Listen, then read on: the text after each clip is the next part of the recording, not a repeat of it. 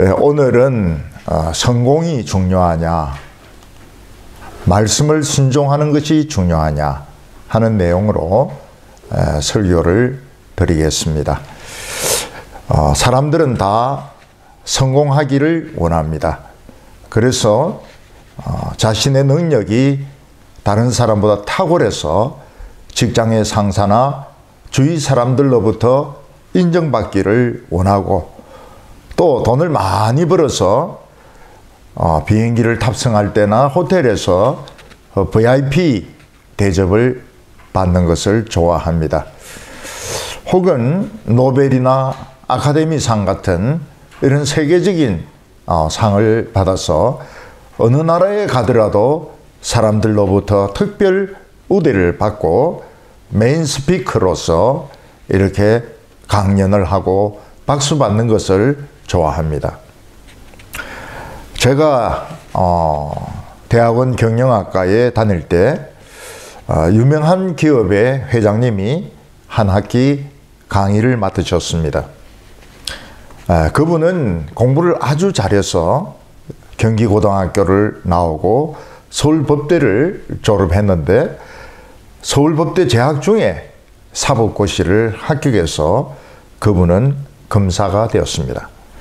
그분은 인물도 아주 좋고 집안도 아주 훌륭했습니다. 이분은 딸만 있는 대기업체의 회장에 눈에 들게 되었습니다. 그래서 대기업체의 큰 딸과 결혼을 했는데 얼마 후에 회장이 되었습니다. 그 회사는 원래 시멘트와 과자가 주력 기업이었는데, 이 똑똑한 사람이 회장이 되니까 보험 금융 쪽으로 회사를 많이 확대를 시켰습니다. 그러다가 외환 위기를 맞게 되고, 또 미국에서 발생한 금융 위기가 덮치면서 이 회사는 고전을 하게 되었습니다. 이분은 직원들에게 어쩌든지 고객들의 그 원금만큼은 확실하게 보장해 주겠다, 이렇게 약속을 했는데 결국은 그 원금도 돌려주지 못하게 되었습니다. 그래서 그 회사 직원들은 그 고객들에게 너무나도 미안해가지고 회장님, 이건 아니죠, 이런 유서를 쓰고 여러 명이 자살을 했습니다. 그분은 그 회장의 자리에서 사기 혐의로 구속이 되어서 7년간 감옥 생활을 했고, 경영권은 뺏기고 지금은 자기가 아는 지인의 빈 아파트에서 혼자 살고 있다고 합니다. 이분은 세상의 모든 좋은 것을 다 가진 것 같았지만은 결국은 다 잃고 죄인이 되었습니다. 우리나라 또 다른 한 기업인은 아버지로부터 회사를 물려받았는데 자신의 그 경영 마인드를 가지고 건설 쪽으로 크게 성공을 했습니다.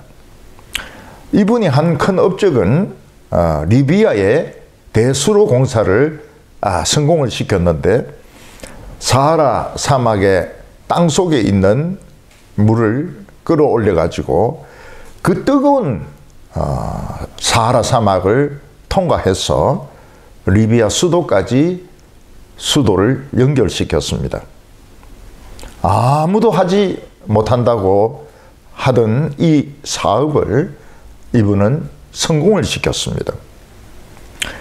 이분은 4명의 여성과 결혼을 했는데 그 중에 몇 분은 미스 코리아 출신이었습니다. 근데 이분의 회사는 성수대교가 무너지면서 흔들리기 시작했습니다. 왜냐하면 이 회사가 성수대교를 지었기 때문입니다. 성수대교가 무너지면서 출근하던 많은 회사원들이 죽고, 또 그 건너편에 있던 여고 학교를 다니던 여학생들이 많이 죽었습니다. 이 사람은 자기가 이 세상에서 돈으로 하고 싶은 것은 모두 다 했지만 결국은 다 잃어버리고, 또 미스 코리아들은 또 빨리 떠나고, 이 사람은 병으로 쓸쓸하게 죽고 말았습니다. 우리나라에 미국의 어떤 유명한 목사님이 와서 서울과 부산에서 큰 집회를 열었습니다. 제가 그분의 책을 여러 번 읽어봤는데 아주 내용도 좋고 논리가 아주 분명했습니다.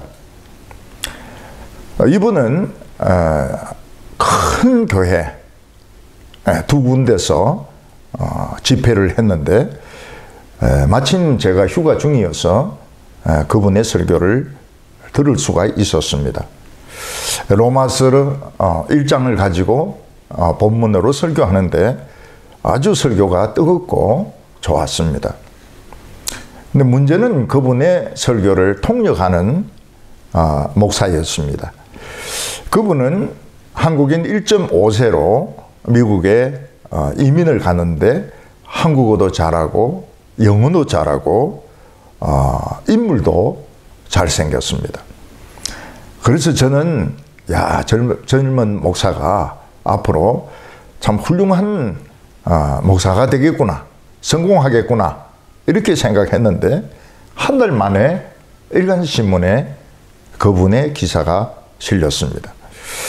그분이 수년 전부터 부인이 아닌 다른 사람과 동거한 것이 밝혀져서 당에서는 그분을 내쫓기로 했다 하는 그런 기사였습니다. 우리는 이 세상에서 성공하기를 원합니다. 유명하게 되고 최고의 자리에 올라가기를 원합니다. 근데 하나님 앞에서 중요한 것은 인기도 없고 사람이 알아주지도 않지만 하나님의 말씀에 100% 성공하는 것입니다. 오늘 우리들은 이 두 가지 중에서 어느 것이 더 좋다고 생각합니까? 세상에서 성공하고 유명해지는 것과 사람들은 알아주지 않지만 돈은 못 벌지만 하나님의 말씀에 100% 순종하는 것, 그 두 가지 중에 어느 것이 더 좋다고 생각합니까? 우리가 입으로는 하나님의 말씀에 순종하는 것이 더 낫다고 하지만 실제로 이 세상에서 돈을 손해보고 명예를 잃어버리고 사람들에게 인정받지 못하면서 하나님의 말씀에 순종하는 것은 참 바보들이나 하는 짓이다, 이렇게 생각이 듭니다. 예수님께서는 제자들에게 이 계명 중에 지극히 작은 하나라도 어기고 사람을 가르치는 자는 천국에서 지극히 작다 일컬음을 받을 것이고 작은 것 하나라도 지키고 가르치는 자는 크다 일컬음을 받으리라고 말씀하셨습니다. 하나님께서는 이스라엘의 초대 왕으로 가장 약한 지파의 사울을 택하셨습니다. 사울은 왕이 되었을 때 왕 대접을 받지 못했습니다. 그러나 같은 이스라엘 족속인 길앗 야베스 사람들이 암몬 왕의 공격을 받고 항복을 하려고 해도 오른 눈을 다 뽑아야 항복을 받는다는 아주 조롱스러운 그런 취급을 받았을 때에 그는 하나님의 영에 감동이 되어서 이스라엘 백성들을 불러 모으고 그 암몬 족속들을 기습을 해서 암몬 족속들을 물리치고 길앗 야베스 사람들의 그 눈을 다 지켜주었습니다. 하나님께서는 사울에게 큰 명예와 상을 주시려고 작정하셨습니다. 하나님은 사울에게 수백 년 이스라엘 원수인 아말렉을 멸망시키는 그런 기회를 주셨습니다. 근데 이 하나님의 축복에는 조건이 있었습니다. 그것은 아말렉의 모든 양이나 소나 나귀를 다 죽이고, 그리고 사람들도 다 죽이고, 그냥 오직 하나님의 말씀에 순종한 것으로 만족하라 하는 명령이었습니다. 근데 사울은 너무나도 현실적이고 너무나도 똑똑했기 때문에 이 말씀에 순종하지 못했습니다. 오늘 첫 번째로 하나님이 사울에게 주시려고 했던 것이 무엇인가 하는 것입니다. 조금 전에도 말씀을 드렸지만 사울은 이스라엘의 12지파 중에서 가장 보잘것없는 베냐민 지파 사람이었지만 아주 겸손한 사람이었습니다. 사울이 얼마나 겸손한 사람인가 하면 사무엘이 사울을 만나서 머리에 기름을 붓고 안수 기도를 하고 장차 이스라엘의 왕이 될 것이라고 말씀을 하셨지만 사울은 그 이야기를 아무에게도 말하지 않았습니다. 사울은 자기 자랑을 하지 않는 사람이었습니다. 이스라엘 백성들이 투표해서 제비를 뽑아서 사울을 왕으로 뽑았을 때에도 사울은 자기는 왕의 그릇이 되지 못한다고 해서 부끄러워 하면서 사람들의 짐 속에 숨어 있다가 붙들려 나오기도 했습니다. 사울은 잘난 체 하는 사람이 아니라 아주 부끄러워하는 샤이한 사람이었습니다. 사울이 왕으로 뽑혔을 때 어떤 사람들은 너무 시시하다 하면서 사울을 왕으로 인정하지 않았습니다. 그렇지만 사울은 묵묵하게 집에 돌아가서 소를 몰아가지고 밭에서 농사일을 했던 사람입니다. 사울은 자신의 사명이 블레셋 사람들로부터 이스라엘 백성들을 지키는 것이다 하는 것을 알고 아들 요나단과 함께 열심히 블레셋 사람들과 싸웠습니다. 그리고 하나님이 주시는 능력으로 승리할 때도 여러 번 있었습니다. 이것을 통해서 하나님께서는 사울을 얼마나 사랑하셨는가, 얼마나 복주시기를 원하셨는가 하는 것을 알 수 있습니다. 그러나 사람들은 대개 처음에는 겸손하고 착하고 그리고 정직한 마음으로 시작하지만 나중에는 변질되기가 쉽습니다.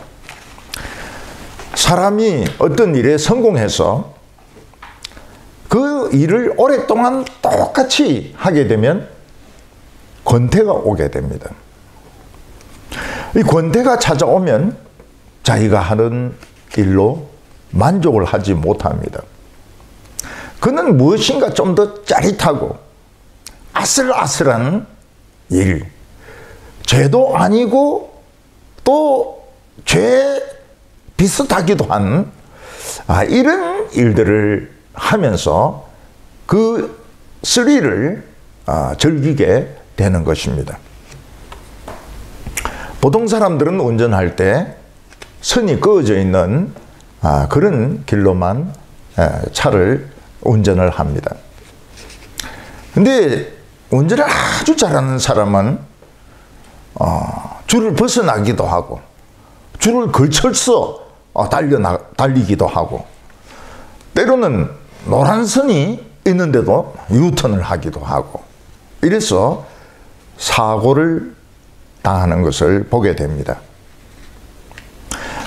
물고기들도 안전하게 그냥 자기가 잡아먹을 수 있는 그런 작은 고기를 잡아먹으면 되는데 물고기들 중에서도 이 IQ가 좀 좋은 IQ가 한 20 정도 되는 이런 물고기들이 있습니다.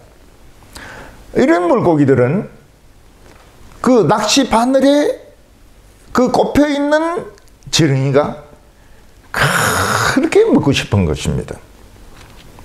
아무리 나쁜 물고기, IQ 0.5라든지 1이라든지 이런 물고기들은 아예 접근을 하지 않습니다. 근데 머리 좋은 물고기들은 그런 거를 먹어야 자기가 똑똑한 물고기다 이렇게 생각해서 가서 한번 입으로 빨아보기도 하고 반을 뜯어먹기도 하고 그러다가 삼키면 이것은 빼도 박도 못하고 결국 끌려나가게 되는 것입니다. 물론 사람이 처음부터 끝까지 100% 순수한 사람은 없습니다. 우리는 이 세상에 살면서 유혹을 받을 때도 많고 죄와 죄가 아닌 그 경계선을 걸을 때도 있습니다. 근데 우리가 하나님의 말씀을 소홀히 하면 스트레스를 많이 받거나 혹은 재미가 없어졌을 때 죄를 삼키게 될 가능성이 많습니다. 사울은 이스라엘 왕의 역할을 열심히 했습니다. 근데 시간이 지나면서 사울은 조금씩 변질되기 시작했습니다. 그렇지만 하나님은 한결같이 사울을 사랑하셔서 그에게 큰 상을 주시려고 계획하셨습니다. 그게 무엇인가 하면 이스라엘 백성들이 출애굽했을 때 이스라엘을 공격했던 아말렉 족속을 전멸을 시키는 것입니다. 하나님은 아말렉 족속의 죄를 잊지 아니하셨습니다. 이스라엘 백성들이 홍해를 가르고 바다를 건넜을 때 주위에 있는 모든 족속들은 이스라엘 백성들을 두려워했습니다. 그러나 아말렉 족속들은 그 마음속에 두려움이라는 DNA가 없었습니다. 어린아이조차도 두려움이 없습니다. 그래서 엄마의 뺨을 때리고 아버지의 머리털을 잡아 당기고 얼굴에 침을 뱉고 이 아말렉 족속은 유전자 자체가 두려움이 없는 족속들이었습니다. 아말렉 족속들이 이스라엘 백성들을 공격했을 때 모세는 여호수아를 보내서 싸우게 했습니다. 모세는 산 위에서 지팡이를 들고 이스라엘 백성들을 위해서 기도했는데 지팡이를 들고 있으면은 여호수아와 이스라엘 백성들이 막 힘을 내어서 아말렉 군대를 물리치고 밀치고 발로 짓밟고 몽둥이로 두들겨 패고 모세가 팔이 아파서 손을 내리면 아말렉 족속들이 막 힘을 내서 이스라엘 백성들 발로 밟고 때리고 물리치고 하는 일이 반복이 되었습니다. 모세가 몇 번 손을 올렸다 내렸다 올렸다 내렸다 이러니까 공식을 알게 되었습니다.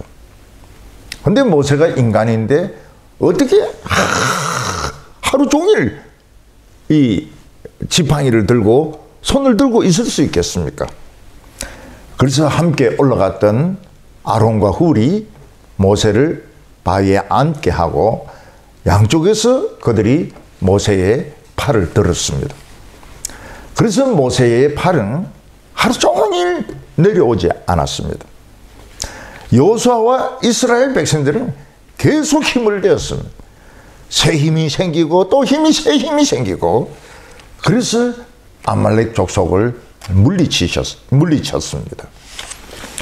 이때 하나님께서는 자신을 여호와 니시, 여호와의 깃발이라고 소개하면서 자손 대대로 영원히 아말렉과 싸우겠다고 선포하셨습니다. 근데 아말렉 족속은 모세의 시대가 지나고 여호수아의 시대가 지나고 사사의 시대가 지나도 아말렉 족속들은 잘 먹고 잘 살았습니다. 그때 하나님께서는 사울로 하여금 아말렉 족속과 싸우라고 말씀하셨습니다. 이것은 사울로서는 큰 명예였습니다. 모세도 하지 못했던 일을, 여호수아도 하지 못했던 일을, 기드온도 하지 못했던 일을 하나님은 사울에게 하게 하시는 것입니다. 기드온 때 이스라엘에 미디안 족속이 몰려왔던 것은 우리나라로 치면은 임진왜란과 같습니다. 기드온은 이스라엘로 치면은 총무공입니다. 총무공 기드온. 예. 그래서 저도 성경을 읽을 때 총무공 기드온으로 읽어야 되나 말아야 되나 이렇게 생각을 합니다. 하나님께서 사울에게 그 위대했던 모세와 여호수아가 하지 못했던 일들, 물론 아말렉을 친다고 해서 모세나 여호수아 같이 될 수는 없지만 좌우간 하나님은 사울에게 금메달, 아주 큰 명예를 주시려고 기회를 주셨던 것입니다. 오늘 두 번째는 이 하나님의 축복의 조건입니다. 아말렉 족속은 그 넓은 사우디 사막을 말이나 낙타를 타고 돌아다니면서 마을을 약탈하고 불지르고 사람을 죽이는 족속들이었습니다. 이 아말렉 족속들은 바람처럼 왔다가 바람처럼 사라집니다. 이 사우디나 사하라 같은 데 보면 모래 폭풍이 있습니다. 큰 모래 폭풍이 몰려오면 모래산이 없다가 생기기도 하고 있다가 없어지기도 하고 그냥 막 성 하나는 그냥 무너뜨릴 정도로 그렇게 이 바람이 강합니다. 바람과 라이온처럼 아말렉 족속들은 바람이었습니다. 모래 태풍과 같은 족속들이었습니다. 근데 하나님께서는 사울에게 사무엘 선지자를 보내어서 옛날 이스라엘 백성들이 애굽에서 나왔을 때 아말렉 족속들이 한 짓을 내가 기억하고 있다. 그러면서 그들을 심판하겠다고 말씀하셨습니다. 이것은 하나님께서 사울에게 모래 폭풍과 같은 이 아말렉 족속을 완전히 썰어버릴 수 있는 지혜와 능력을 주시겠다는 뜻입니다. 근데 하나님은 사울에게 조건을 하나 제시했습니다. 그게 뭔가 하면 사울이 아말렉 족속을 치되 그 양과 소와 나귀와 동물들은 하나도 남기지 않고 전부 다 죽이는 것입니다.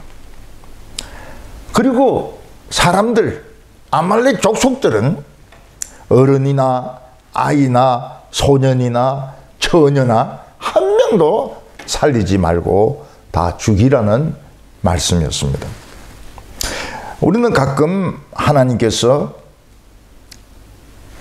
어느 족속을 심판하시면서 여자들도 아이도 다 죽이라고 말씀하실 때 이해가 되지가 않습니다. 왜 하나님은 그렇게 잔인하신가? 여자들, 아이들, 처녀들이 무슨 죄가 있다고 하나님은 그런 사람들까지 다 죽이라고 말씀하시는가? 하나님은 너무나도 잔인한 분 아닌가? 이렇게 생각을 하기 쉽습니다. 근데 하나님께서는 아말렉 족속을 근 300년간 지켜보셨습니다. 근데 그들이 하는 짓은 어른이나 아이나 여자나 처녀나 할 것 없이 전부 다 악한 짓이었습니다. 예를 들면 새끼 독사가 있습니다. 저는 어느 산에 갔다가 새끼 독사를 본 적이 있습니다. 이 독사는 태어난 지가 얼마 안 돼가지고 아무것도 몰라요. 저를 보고도 도망을 안 갑니다. 고개를 들고 같이 놀라고 그래요. 근데 그 새끼 독사하고 놀면 어떻게 됩니까? 그 놈이 물면 독이 퍼지게 되어 있습니다. 그래서 제가 새끼 독사 보고 세상 물정을 모르는 모양인데 가라 가라 이러니까 얘가 분위기가 안 좋으니까 그냥 도망을 가는데 뭐 빨리 가지도 않니. 너무 철이 없으니까요. 그렇지만 새끼도 독사인 겁니다. 새끼. 정갈의 새끼도 정갈인 겁니다. 예수님께서는 유대 지도자들 보고 이 독사의 새끼들아, 누가 너희로 하여금 하나님 말씀을 듣는 자리에 오게 했느냐. 이 독사의 새끼들입니다. 독사. 겉으로는 아주 귀엽고 점잖게 생겼지만 독사들이. 그러면 그들 뒤에는 독사 의미가 있는 겁니다. 굉장히 큰 무서운 독사가 뒤에 있는 겁니다. 사람들이 그 산에서 살모사를 죽일 때 조심해야 됩니다. 왜냐면 한 마리만 되게 죽이는데 살모사는 이 부부가 다녀요. 산에서 부부가 다니기 때문에 그 남편을 죽이면 그 옆에 내가 복수를 합니다. 그래서 주위를 잘 살펴봐야 돼요. 한 마리 더 있어요. 그걸 소홀히 했다가는 이제 물리는 겁니다. 바퀴벌레의 새끼는 바퀴벌레입니다. 바퀴벌레 새끼가 나비냐? 아닙니다. 바퀴벌레 새끼는 역시 바퀴벌레인 겁니다. 하나님께서는 사울에게 아말렉의 양이나 소나 낙이나 한 마리도 남기지 말고 다 죽이라고 명령하셨습니다. 그 양이나 소는 정상적으로 구입한 게 아닙니다. 전부 약탈하고 도둑질하고 그 대가로 마을을 불지르고 사람들을 죽이고 빼앗은 것입니다. 그러나 그 당시 가축은 현금과 같았습니다. 결혼식 할 때 신부 대금 주기 위해서 신랑은 소 5마리, 10마리를 끌고 가서 줍니다. 왜냐하면 신부가 결혼하면 그만큼 노동력이 없어지기 때문에 그만한 대가를 줘야 되는 겁니다. 하나님은 이스라엘 백성들에게 부정한 이 아말렉 족속들의 가축은 가질 생각하지 마라. 부정한 수입은 양 한 마리라도 가지지 말고 다 죽이라. 이게 하나님이 이스라엘 백성들에게 요구하신 것이었습니다. 사람들도 한 사람 남기지 말고 다 죽이라고 했습니다. 왜냐하면 아말렉 족속은 다 독사요, 정갈이요, 살모사였기 때문입니다. 그러나 옛날에는 포로를 죽이지 않고 그냥 잡아옵니다. 그 팔면 또 돈이에요. 노예들은 또 돈입니다. 가축도 돈이고 노예도 돈입니다. 특히 그 나라 왕을 잡아서 끌고 오는 것은 이거는 명예 중에 명예였습니다. 그러나 하나님은 사울에게 다 죽이라고 말씀하셨습니다. 이것은 세상적인 돈이나 세상적인 명예를 가질 생각하지 말고 오직 하나님이 주시는 명예와 상급으로 만족하라는 뜻입니다.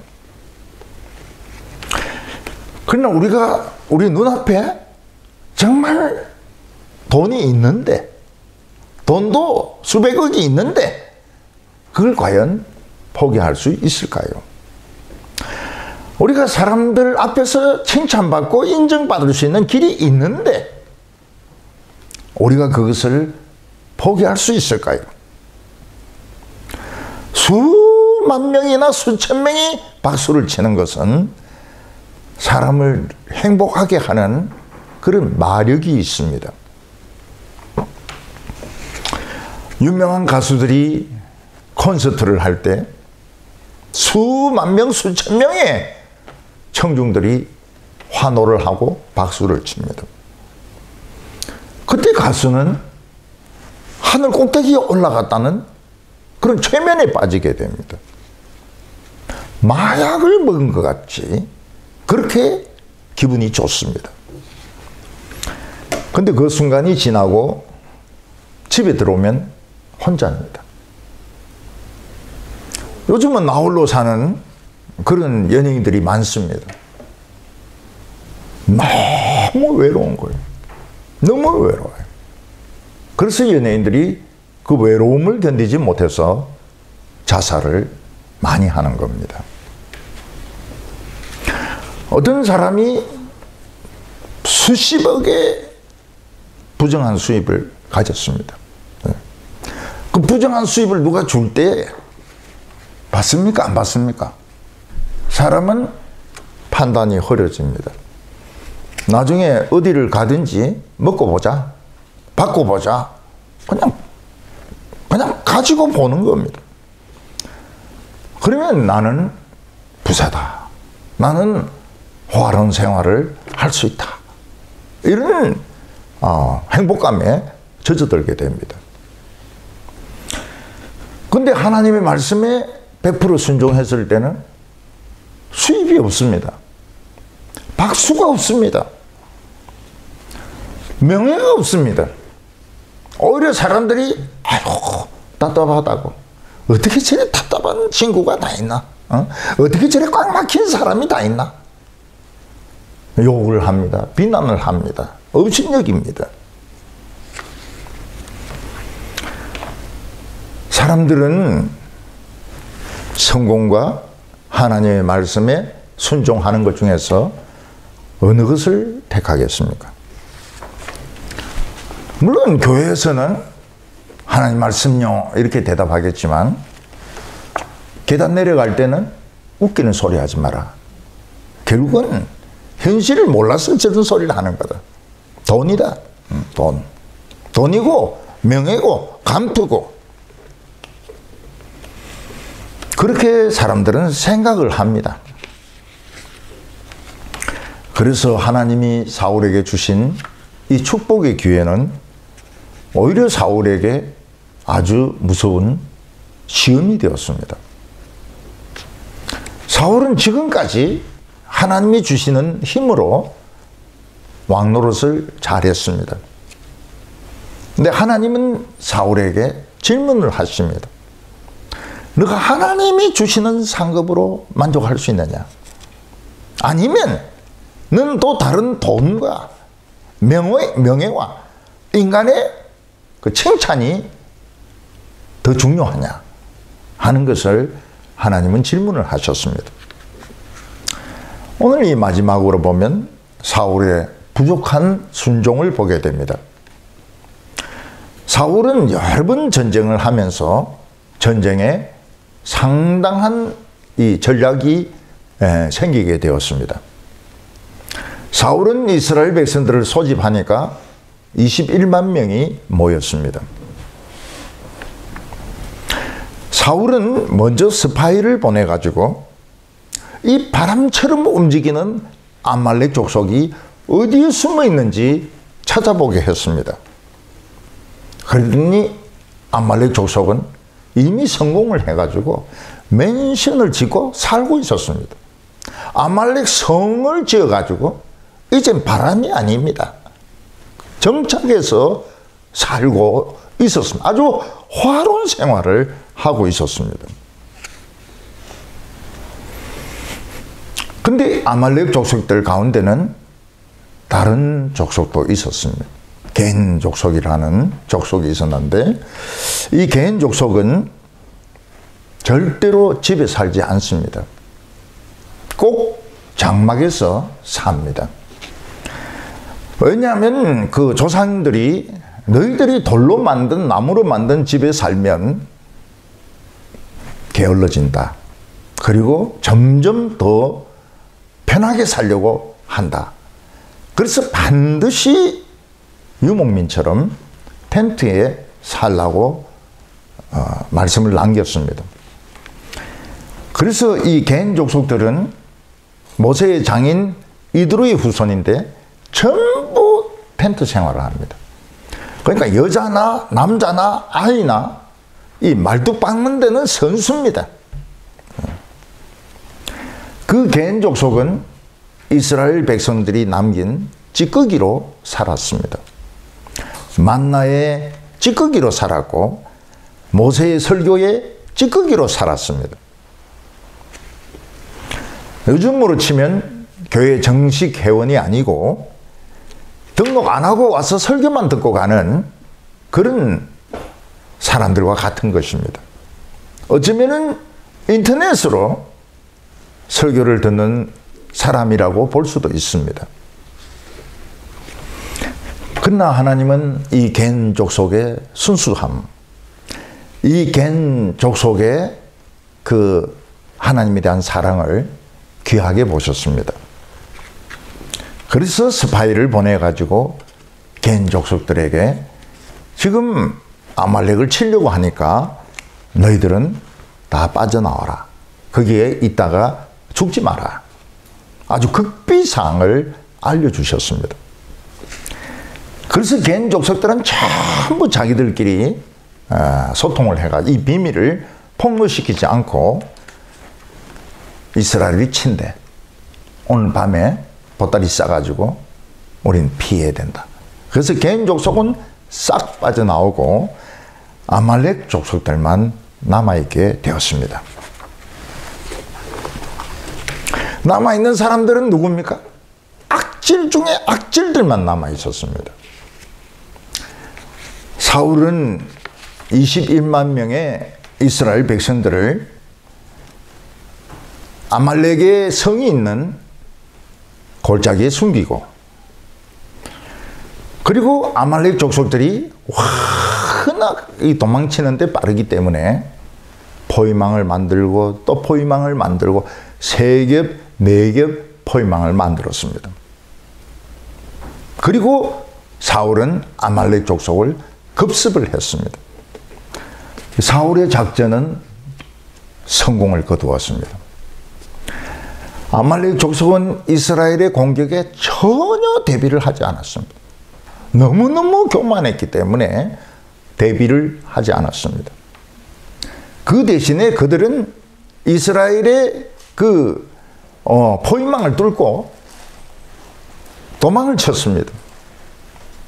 그러나 사울은 또 포위망이 있고 또 포위망이 있고 또 포위망, 결국은 사울이 쳐놓은 포위망에 걸려서 아말렉 족속들은 전멸했습니다. 아말렉 족속들의 시체가 온 들판에 덮였는데 하일라라고 하는 곳에서부터 애굽 가는 그 길목인 수울까지 아말렉 족속들의 시체가 덮여 있었습니다. 근데 이 승리의 순간에 사울의 마음에 욕심이 생겼습니다. 사울은 이 엄청난 승리를 거두고 하나님 말씀에 순종하면 빈손으로 들어가게 됩니다. 전쟁에서 이기고 빈손으로 털레털레 들어간다는 것은 굉장히 부끄러운 일입니다. 아버지가 외국에 출장 갔다 돌아오면 알사탕이라도 한 봉지 사가지고 들어와야지, 빈손으로 들어온다는 것은 아버지 체면에 말이 안 쓰는 겁니다. 그래서 사울은 머리를 씁니다. 어떻게 머리를 씁니까? 금전적인 가치가 없는, 시장에 내다 팔아도 팔리지 않는 이런 병든 양이나 마른 염소나, 그리고 뭐 형편없는 병든 소, 이런 것들은 다 죽이라고 합니다. 그 대신에 시장에 갖다 놓기만 하면 바로 비싼 값에 팔릴 수 있는 양과 소와 염소와 나귀는 하나도 죽이지 않습니다. 왜냐하면 돈이기 때문입니다. 그러니까 이 사울은 하나님보다 더 머리가 좋은 겁니다. 하나님은 그 아까운 짐승들을 다 죽이라고 하지만 사울은 그런 바보가 아닙니다. 그런 바보짓을 하지 않습니다. 이스라엘 백성들은 아말렉 족속은 다 죽였지만 왕인 아각은 살려서 끌고 옵니다. 왜냐면 이거 엄청난 명예거든요. 이게 노벨상이거든요. 이게 아카데미상이거든요. 사울이 한 것은 다른 인간들이 보기에는 너무 잘한 겁니다. 진짜 훌륭한 것입니다. 그러나 하나님이 보시기에는 완전한 충성이 아닙니다. 85% 정도 순종한 겁니다. 사울은 하나님보다 더 똑똑했어요. 절대로 그런 바보짓을 하지 않습니다.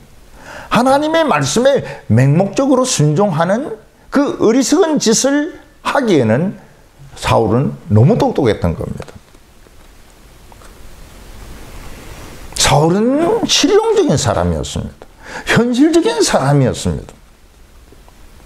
사울이 하나님의 말씀에 100% 순종했더라면 그는 전쟁을 이기고도 바보가 됩니다. 빈손으로 돌아오는 바보가 됩니다. 그러나 사울은 바보가 아니었습니다.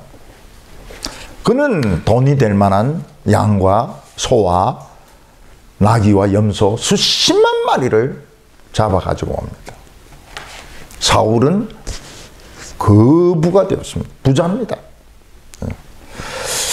왕도 돈이 없으면 부하들이 말을 안 듣습니다. 왕도 돈이 있어야 부하들이 말을 듣습니다. 사울이 하나님의 말씀에 한 85% 순종했다 하는 것은 인간의 눈으로 보면 100% 순종한 것 같습니다. 그러나 하나님이 보시기에는 0%입니다. 85%는 0%입니다. 95%도 0%입니다. 100% 딱 순종해야 순종한 겁니다. 사울은 백성들의 박수와 환호 소리와 인기를 얻으면서 전쟁터에서 돌아오고 자기 그 업적을 돌에 새겨서 사울 순수비를 남깁니다.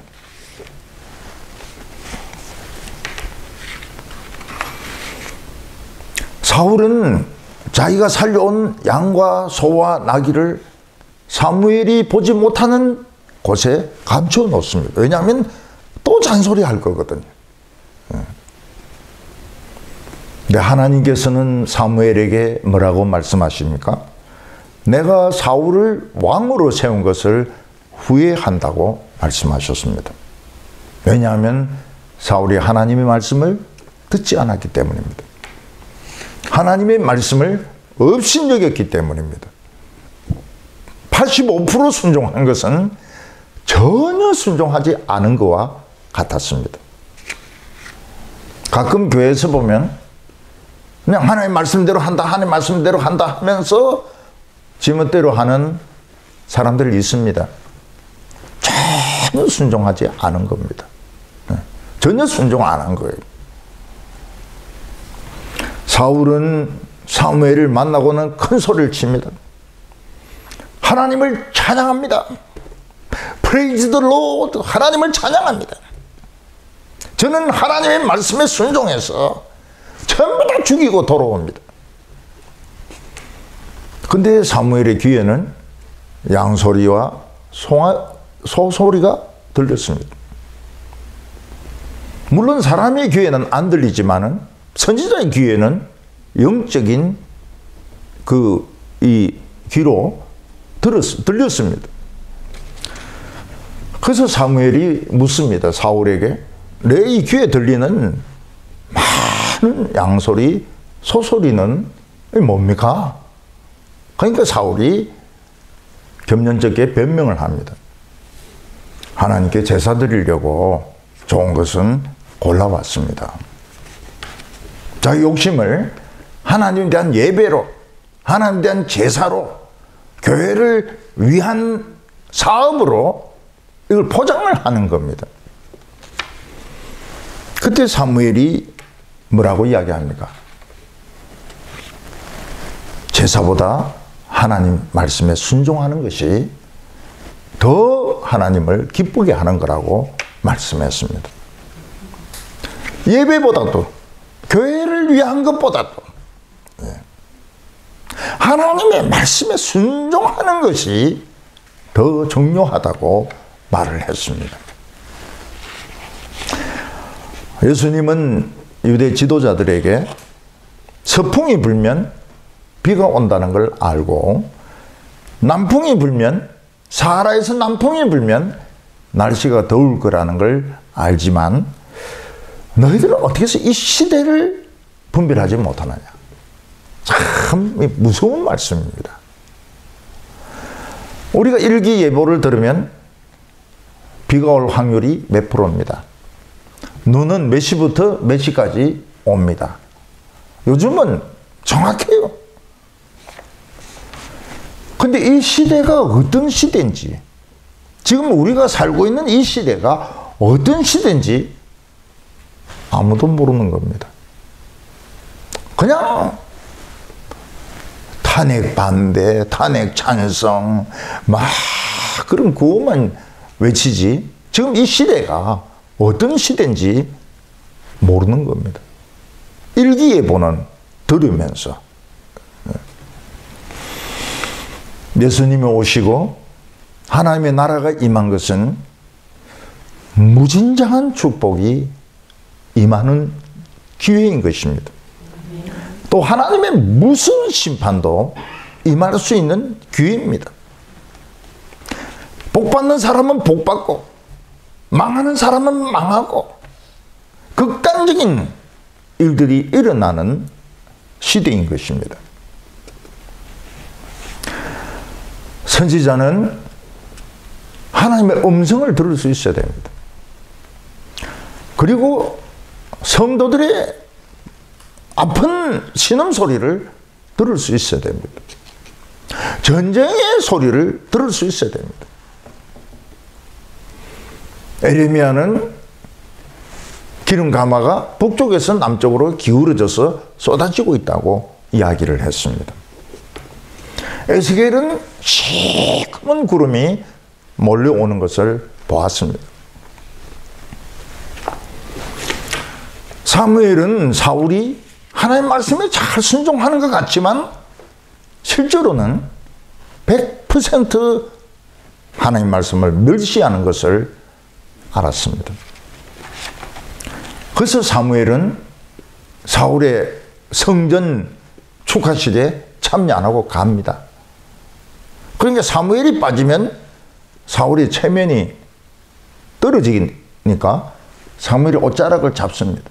사무엘은 가려고 하고 사울은 옷을 잡고 옷이 북 찢어져 버립니다. 그 옷이 찢어진 것이 사울이 하나님으로부터 찢어지는 표시였던 겁니다. 사무엘이 아각을 데리고 오라고 말을 했습니다. 근데 아각은 노래를 부르면서 옵니다. 진실로 진실로 사망의 고통은 지나갔도다. 네. 노래를 막 부릅니다. K-팝 같이 진실로 진실로 아주 랩으로 사망의 고통은 지나갔도다. 이러면서 막 폼을 잡고 오는 겁니다.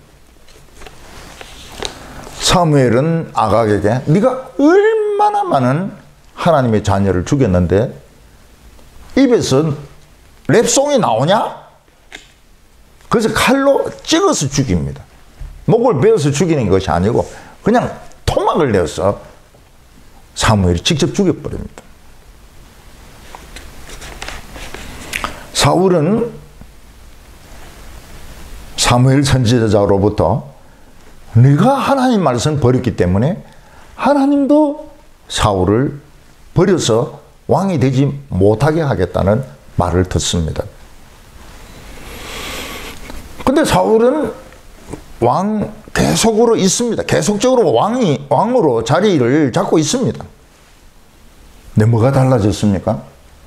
사울에게 하나님의 성령이 떠났습니다. 원래 예수 믿는 사람들에게 성령이 떠나면 안 믿는 사람들보다 갑절이나 악하게 됩니다. 왜냐하면 금단 정세가 나타나기 때문에. 그래서 기독교에 대해서 굉장히 안티한 사람들 보면 신학교 출신들이 많아요. 또 목사 자녀들이 많습니다. 또 한때는 교회에서 열심히 충성하던 사람들이 많습니다. 그런 사람들이 교회 상처를 입고 목사님에게 상처를 입고 그러면은 안티가 되는 겁니다. 교회 안 나가면 금단 증세가 나타나잖아요. 그래서 안 믿는 사람들보다 술을 꼬배기로 마십니다. 안 믿는 사람들은 술 마시고 다 쓰러졌는데 혼자 말똥말똥합니다. 술이 안 취한다 그래요. 담배도 막 끊임없이 피웁니다. 또 붙이고 또 붙이고 또 붙이고. 이래서 막 교회에 대한 욕은 엄청나게 합니다. 왜냐하면 금단정세 때문에. 근데 그런 사람들의 마음속 한구석에는 옛날 순수했던 자신의 과거에 대한 향수가 남아 있습니다. 단지 지금 눈에 보이는 기독교, 단지 지금 눈에 보이는 교회, 단지 지금 눈에 보이는 목사들이 너무 싫은 거예요. 그래서 우리는 아주 안티한 이런 사람들에게 좋은 교회의 모습을 보여주는 겁니다.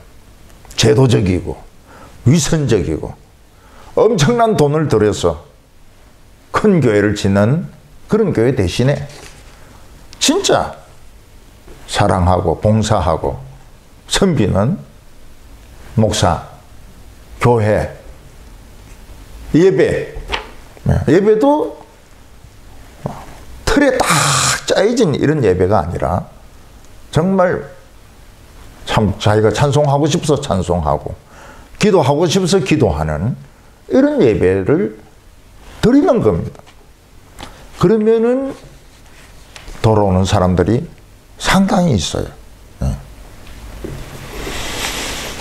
사울은 하나님이 버리신다 한 뒤에도 왕으로 있었습니다. 그렇지만 성령이 떠나니까 그에게는 우울증과 히스테리와 망상과 의심이 꽉 차게 되었습니다. 우울증이 얼마나 심했는가 하면 이 병이 돼가지고 음악 치료로 하지 않으면 이 히스테리가 끝이지 않을 정도로 아주 그 발작이 심했고요. 나중에 점쟁이를 찾아가서 죽은 사무엘을 불러달라고 이야기를 합니다. 하나님이 어떤 방법으로 말씀 안 하시니까 이 금단의 정세가 온 거예요. 미치는 겁니다. 성령이 떠난 사울은 성령 충만한 다윗을 봤을 때 시기를 합니다. 다윗을 죽이려고 몇 번 창을 던지고 나중에는 막 끝까지 추격을 해서 다윗을 죽이려고 했습니다. 왜냐하면 우울증과 히스테리와 망상과 그리고 의심과 이런 사탄의 영이 꽉 찼기 때문입니다. 사울은 결국 길보아 산에서 블레셋과 싸우는데 능력이 없습니다. 힘이 없어요. 그래서 이스라엘 백성들 3만 명이 죽고 자기 아들들 셋이 죽고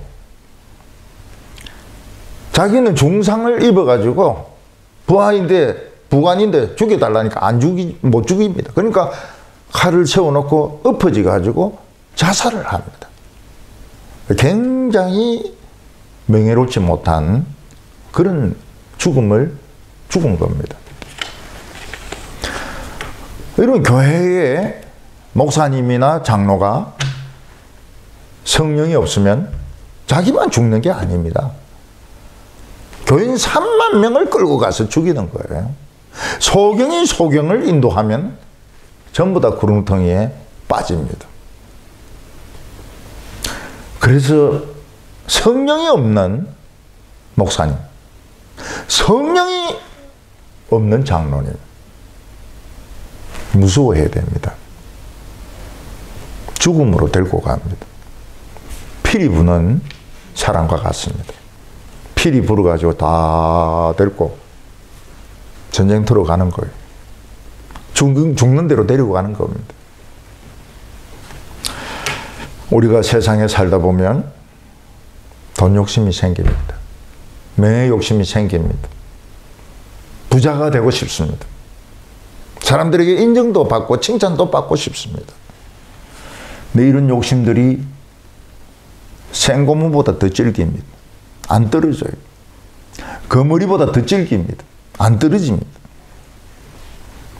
근데 하나님의 말씀을 붙들면 떨어져 나갑니다.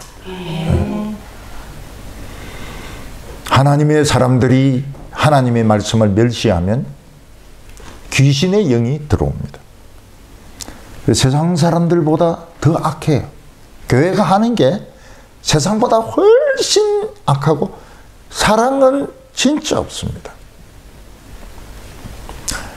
우리 성도님들은 끝까지 하나님 말씀을 존중하고 축복받는 성도들 되시기를 바랍니다.